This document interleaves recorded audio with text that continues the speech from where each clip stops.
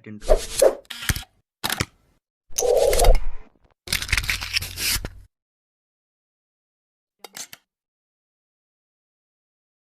ritual tumbal manusia paling gila dan mengerikan dalam sejarah manusia.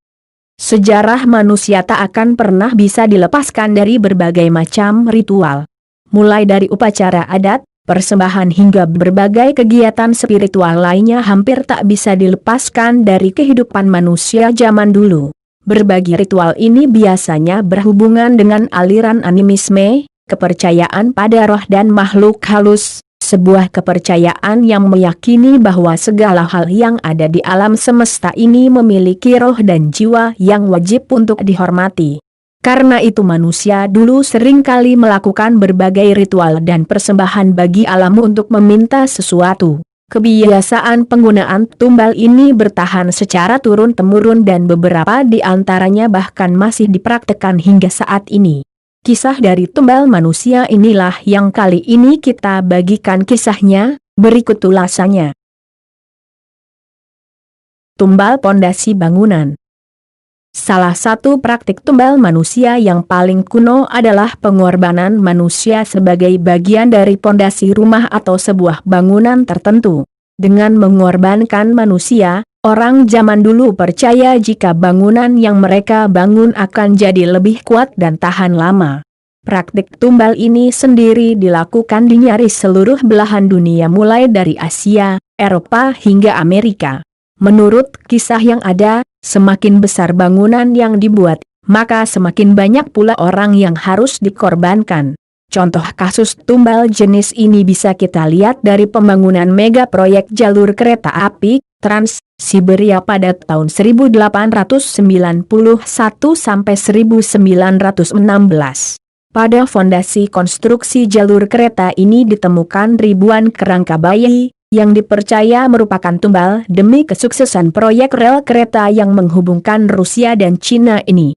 Menurut catatan sejarah yang ada, saat itu setidaknya diperkirakan ada 2.000 bayi yang dijual ke Rusia untuk dijadikan tumbal. Bayi-bayi ini diperkirakan berasal dari keluarga miskin yang dibeli dengan harga murah sebelum dibawa ke Rusia untuk dikubur hidup-hidup sebagai bagian dari pondasi rel kereta.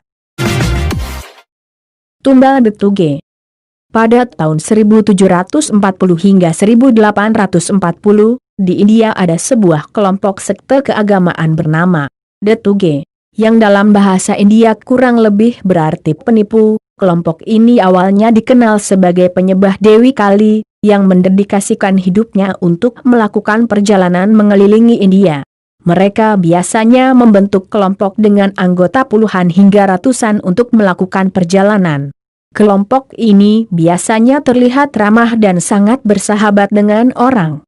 Namun di balik keramahannya, sebenarnya merupakan sekte mengerikan yang rajin berburu mangsa untuk ditumbalkan pada Dewi Kali. Setelah menemukan calon korbannya, kelompok ini akan dengan hati-hati mengawasi mereka selama beberapa hari atau bahkan berminggu-minggu, sampai dirasa aman untuk menyerang mereka. Namun uniknya kelompok ini hanya akan membunuh korban dengan mencekik atau memberikan racun. Hal ini mereka lakukan karena sekte ini percaya jika tak boleh ada darah yang tumpah saat membunuh korban, jika tidak maka ritual tumbal manusia mereka akan gagal. Tumbal albino Afrika. Sebagai benua yang bisa dibilang sedikit tertinggal dari segi perkembangan teknologi, hingga saat ini di Afrika kepercayaan tentang hal-hal yang berbau magis dan mistis masih terasa sangat kental. Hal ini bisa kita lihat dari masih banyaknya dukun-dukun dan praktik mistis di benua berjuluk Black Continent ini. Sayangnya beberapa kepercayaan mistis ini berhubungan dengan hal-hal mengerikan mulai dari praktik ilmu hitam hingga tumbal manusia. Salah satu praktik tumbal manusia yang masih eksis di Afrika hingga saat ini adalah penumbalan orang albino demi meraih kekayaan. Di Afrika terdapat sebuah kepercayaan bahwa tubuh orang albino memiliki kekuatan magis tersendiri. Kekuatan ini dapat mereka gunakan untuk melakukan ritual meminta kekayaan. Karena itu orang-orang albino biasanya diburu, dianiaya atau bahkan hingga dibunuh untuk diambil bagian tubuhnya sebagai bagian dari ritual memohon kemakmuran. Parahnya lagi mereka juga percaya jika orang albino berteriak-teriak saat dimutilasi maka kekuatan magisnya akan semakin meningkat. Jadi tak jarang pula orang-orang albino ini diamputasi bagian tubuhnya saat masih hidup agar merasa kesakitan dan berteriak-teriak. Sungguh mengerikan bukan? Tumbal manusia suku Aztek. Namun meski terbilang cukup modern pada zamannya, suku Aztek tetaplah suku kuno yang menjalankan berbagai ritual dalam kehidupan mereka. Salah satu ritual ini adalah pengorbanan manusia untuk matahari. Orang Aztek percaya bahwa untuk menjaga matahari tetap datang mereka harus mempersembahkan jantung manusia sebagai persembahan. Karena itu setiap tahunnya ratusan hingga ribuan orang akan ditumbalkan pada matahari.